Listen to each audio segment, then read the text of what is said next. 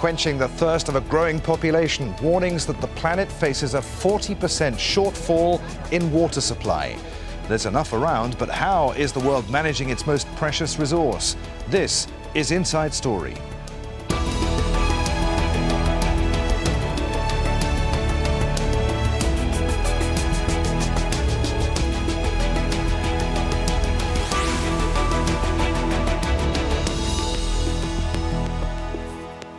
Hello, welcome to the programme. I'm Adrian Finnegan. It's a special edition today of Inside Story, focusing on the pressure the world is placing on water. The United Nations says that adopting a business-as-usual approach, carrying on as we are, will result in a crisis that could prove crippling. A report released ahead of World Water Day on Sunday concludes that there is enough water to meet global needs, but it stressed what the UN said was the urgent need to change the way this vital resource is managed. Based on current trends, the report warned of a 40% shortfall in water supply by the year 2030. Now, that's the gap between demand for water and the rate at which it's replenished. The UN says agriculture, which consumes the most water globally, will have to double food production in developing countries to meet the needs of a growing population.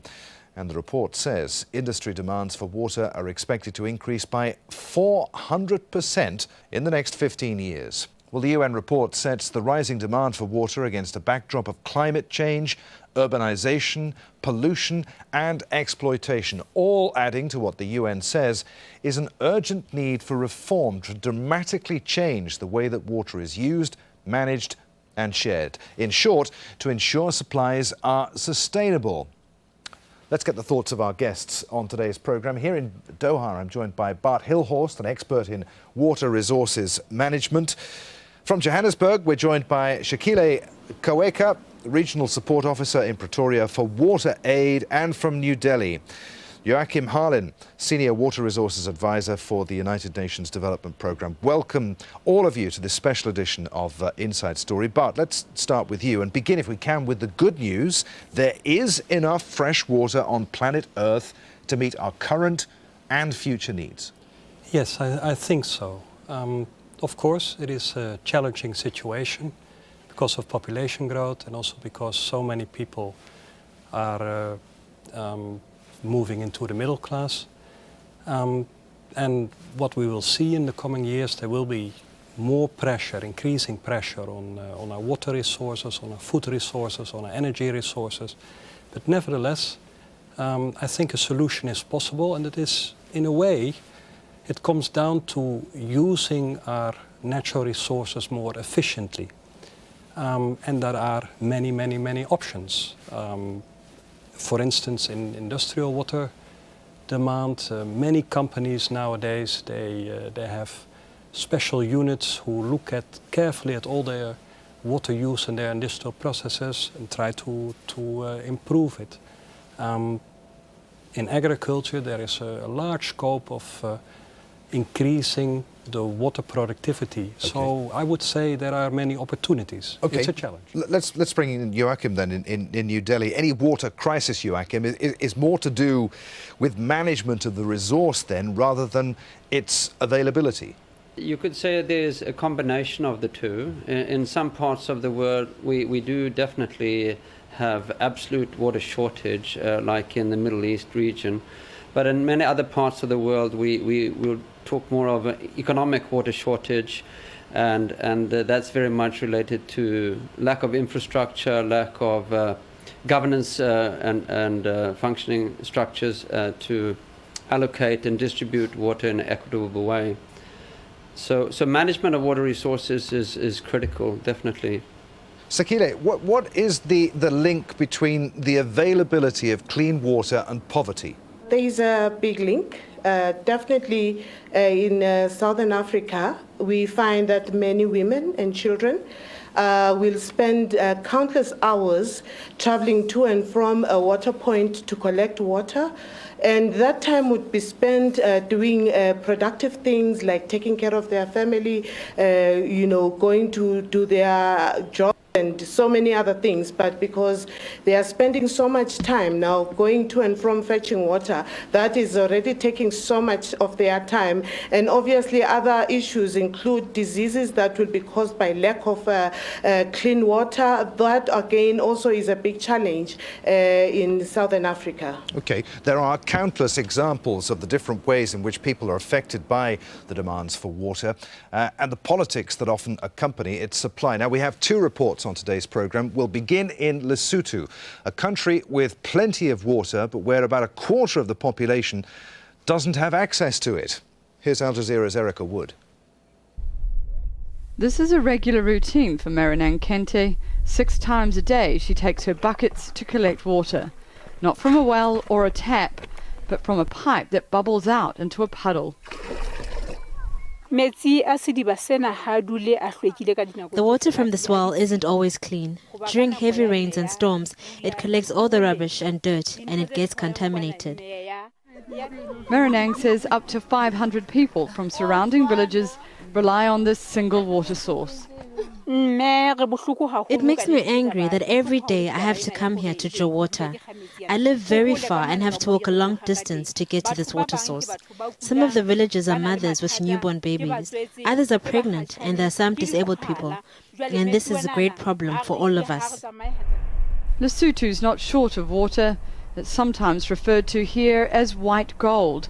That's because selling water to its neighbour South Africa is its single biggest export earner. It means while those living in South Africa's biggest city, Johannesburg, get clean running water, hundreds of thousands of people in Lesotho are still missing out. But the government insists the relationship benefits both countries.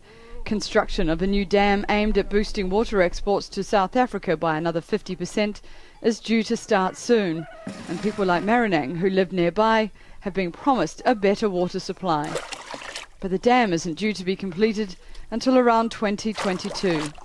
The best is being done, but that the best can be achieved in one day is impossible because the country is poor and it was even poorer before. But after the project, we see some benefits born out of the project to improve the lives, the living standard of the Basotho people. And improving living standards here is crucial. The UN has identified Lesotho as one of the least developed nations in the world. Hundreds of children die each year from waterborne diseases and poor sanitation. Now that they're going to build the Polyhali Dam here, we humbly ask that we are given running water, because water is life. Lesotho has recently elected a new government, and these people will be hoping that it gives them as much access to its clean water as it does its neighbour, South Africa. Erica Wood, Al Jazeera, DV Bing, Lesotho.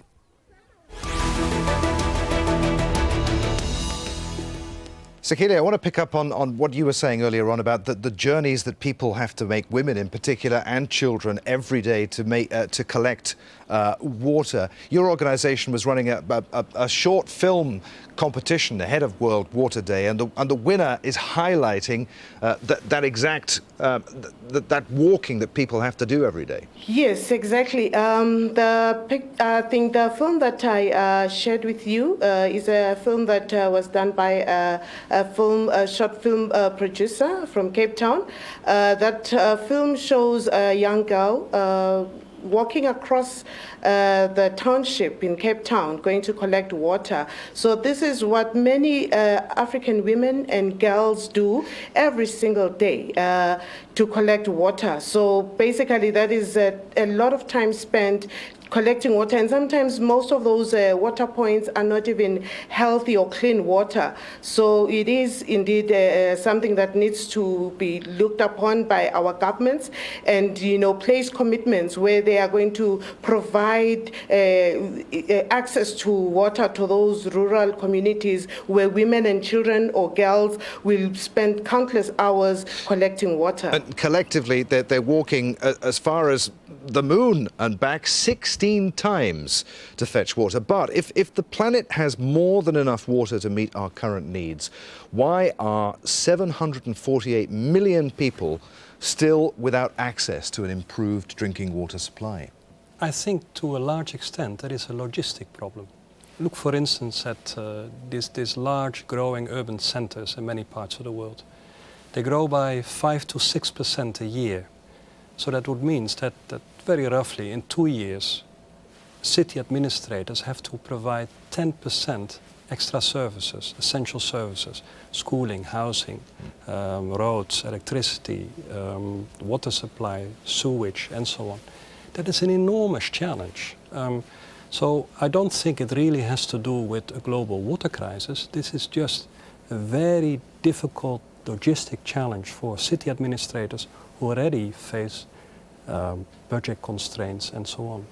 Joachim, you'd agree with that, I'm sure. The UN report, which you were involved with, says that the relationship between access to water and development is a complex one. Water is essential for economic growth and prosperity itself, but is itself directly affected by economic development. What do you mean by that?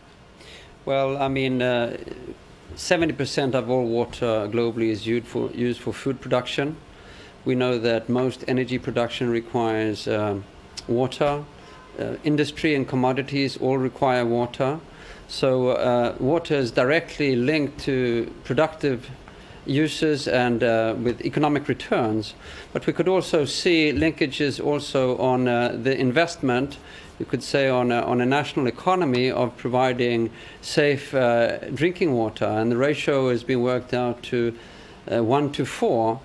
And if you could also provide access to improved sanitation, the ratio is 1 to 6. So, but coming back a little bit to this issue of management, I mean, what we see here is that water is finite, and with population growth, with increased urbanization, with increased consumption and production and use of water, the competition increases, and therefore also the poor and the marginalized, they are the people normally, the groups that normally are left on the wayside. And that's why it's so important to manage and govern water wisely, so that we can bridge this deficit. For example, as you mentioned, about 750 million people, that is without access to improved water source. But if we look at the number of people that don't have access to actually safe, clean drinking water, it's 1.8 billion. And we should also know there's 2.5 billion people worldwide that don't have access to improved sanitation. Joachim, as you're saying, that as the population continues to grow, so will that demand for water. Are we going to be able to meet the demand, say, in 30 to 40 years from now?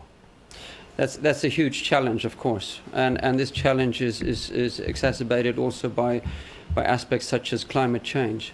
But the good news here is that the world leaders are realizing the importance of taking a more holistic view on the water issues. We have now a process of developing and agreeing on the post-2015 development agenda, the policy framework that will set the development agenda for the next 15 years after the MDG period.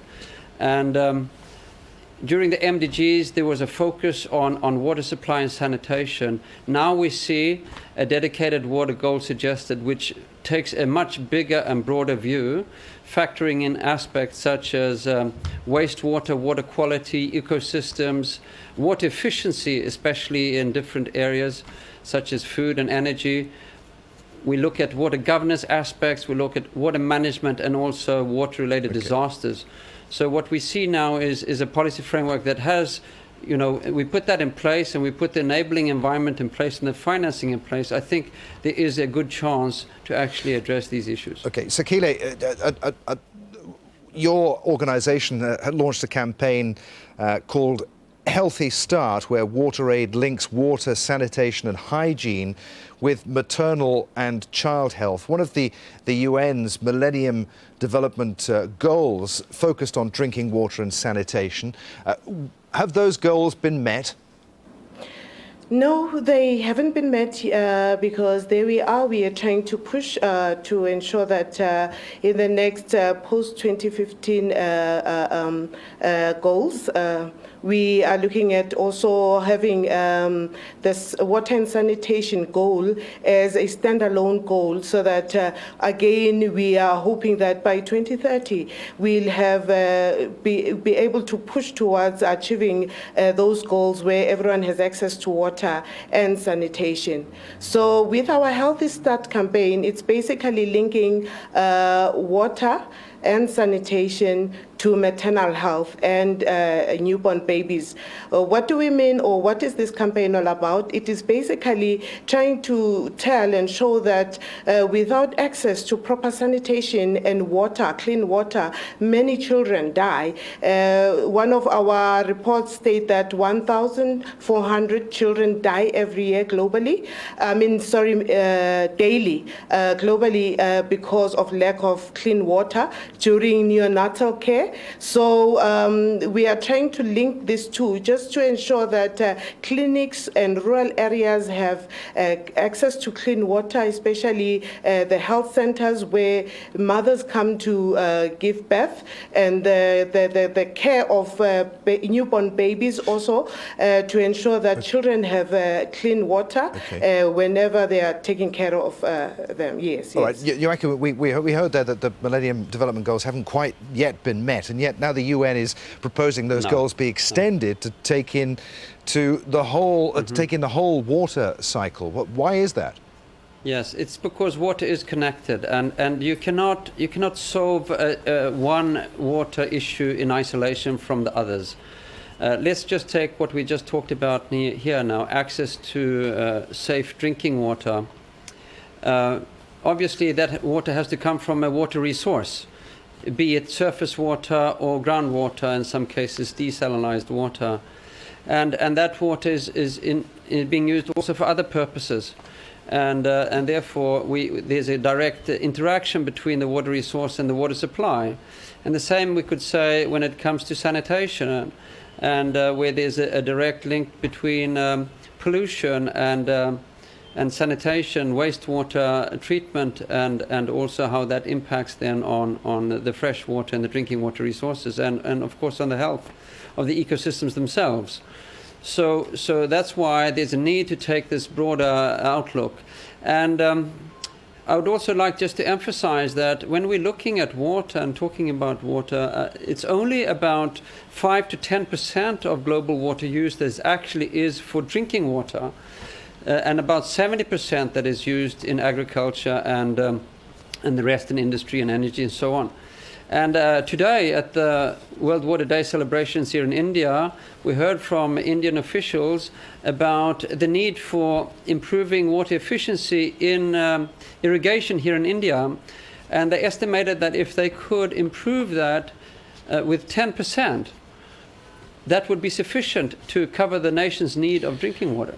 But I just want to, before we move on to our next report in this special programme, I just want to ask you what impact climate change has on this current discussion that we're having here.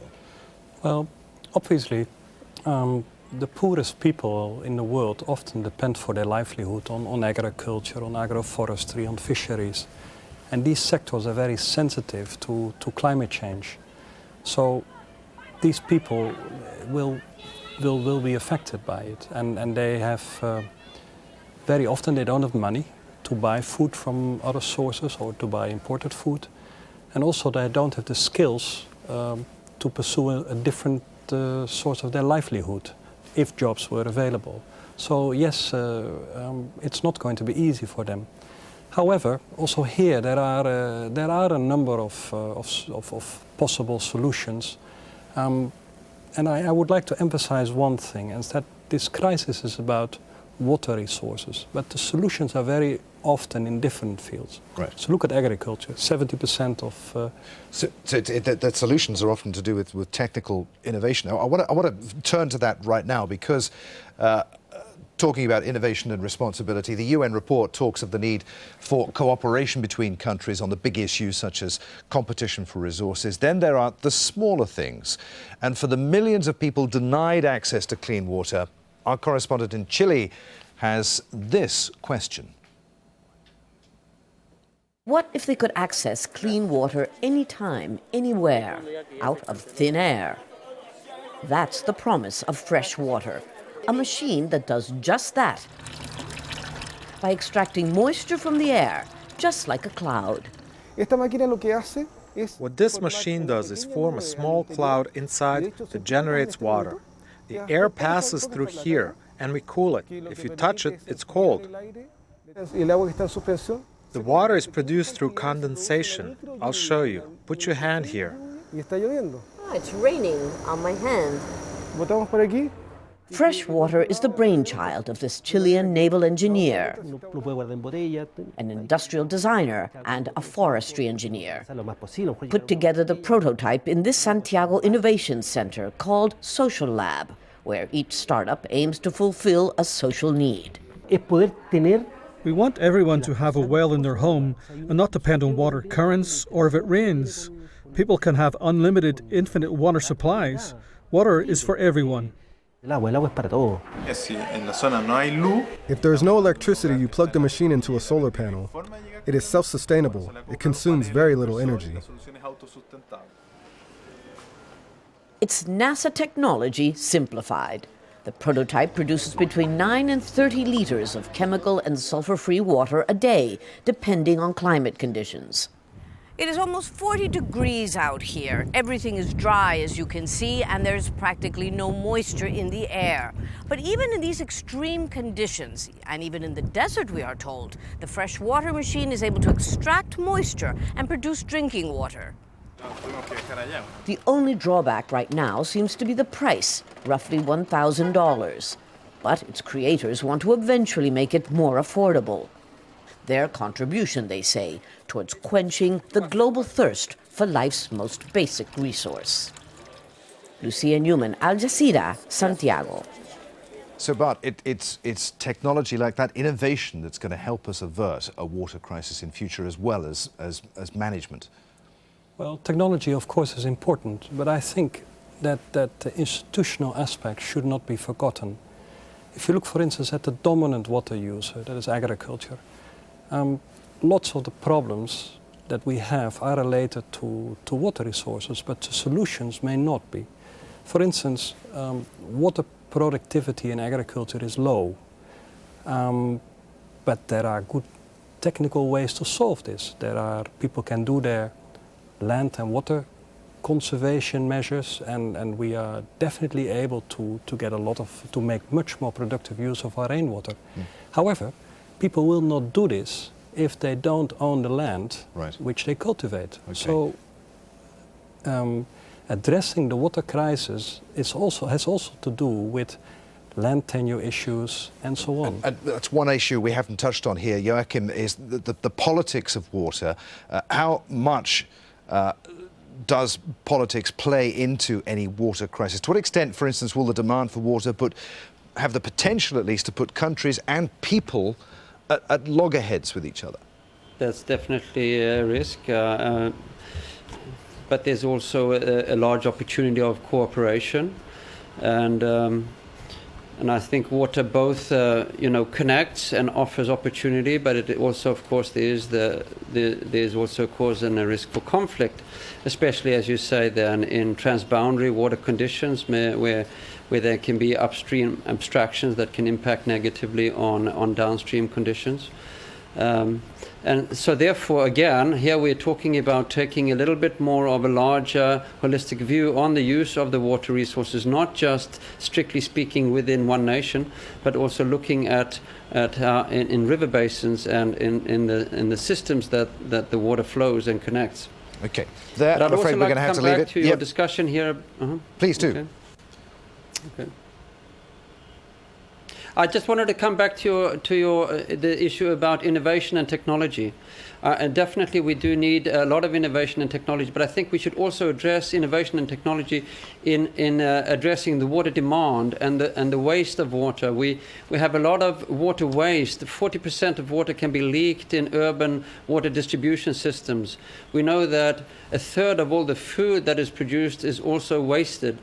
And we can also have innovation in how we can reuse and recycle and treat wastewater in our urban environments.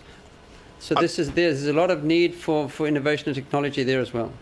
There, I'm afraid we must leave it. World Water Day is on Sunday. Thank you to all of you for taking part in our special World Water Day Inside Story. Sakila Koeka in Johannesburg, Joachim Harlin in New Delhi, and here with me in the studio, Bart Hilhorst. And thank you for being with us. If you've got anything to add to our discussion, please go to our programme page at aljazeera.com. You can post any comments at facebook.com/AJ Inside Story or tweet us at AJ Inside Story. In Doha, I'm Adrian Finnegan. Thanks for watching. I'll see you again. Bye-bye for now.